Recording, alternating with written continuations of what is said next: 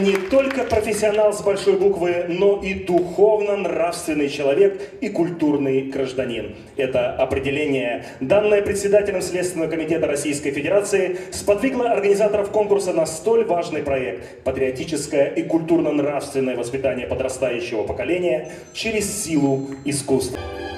Мгновения спрессованы в года,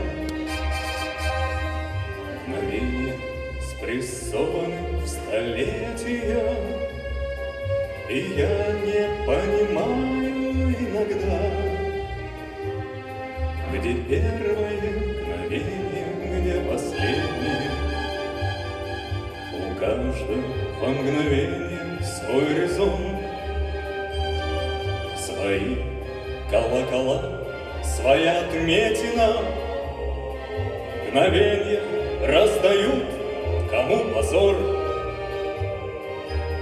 кому бесславие, а кому бессмертие.